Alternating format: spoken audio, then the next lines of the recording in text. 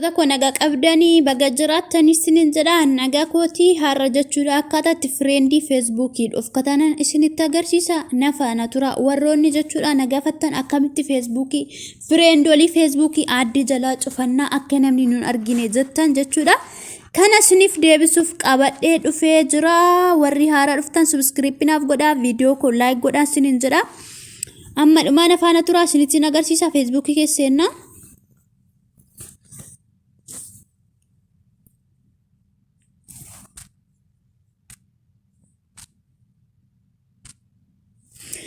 Facebook friendii yeroon siniin jedhu ni beektu jedhee yaada isa kana dhufkachuuf jirra jechuudha nuti amma akka namni biraa namni eenyuyyuu akka eenyu addi jala nu jiru eenyu akka friendii keenya nuti nu jala jiru jechuudha eenyuyyuu akka hin argine dhufkachuuf jechuudha isa kana jechuudha akka namni biraa hin argine eenyuyyuu hin argu nu malee jechuudha nutti mul'ata garuu nama biraatti hin mul'atu jechuudha kana sinitti agarsiisa agaduma na hordofa.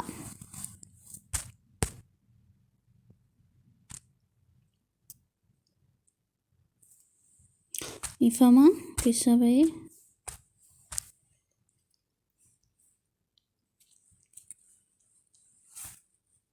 shabakaa koo xiqqoo ishii dadhabaadha obsaan eeggadha ergaa ala kanaan nu dhufee iddoo sarara tuqaa sadan tanarra tuqna ergaatti irra tuqnee kunoo jechuudha iddoo kanatti setting and approval kan jedhu kanarra tuqna amma setting irra tuqna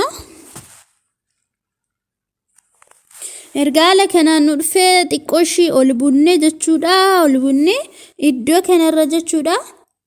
isinitti mul'ata jedhee yaada iddoo kanarra tuqna who can people can find and contact you kan jedhu kanarra tuqna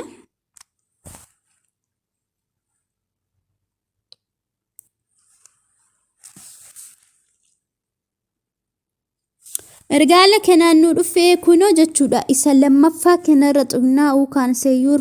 friend list kan jedhu friend list cufachuuf jechuudha nuti amma warra haaddi keenya jala jiran osku jechuudha achirra tuqnaa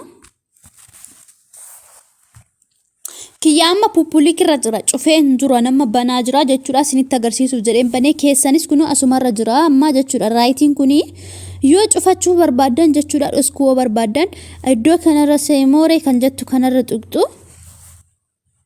sanaa booda iddoo kanarra oliilee kan jedhu kanarra godhattu jechuudha ergaa ala kanaan godhanne kunoo jechuudha asirraa buufnee asirra jira yoo barbaadan asirra godhattu yoo barbaadan warri immoo friendii addi jalaa cufachuu barbaadan asirra godhattu kunoo hamma cufamee jira jechuudha nu malee namni biraa nu arguu hin danda'u jechuudha kana fakkaata barnoonni nagaan tura akka irraa barattan abdiin qaba turtii gaarii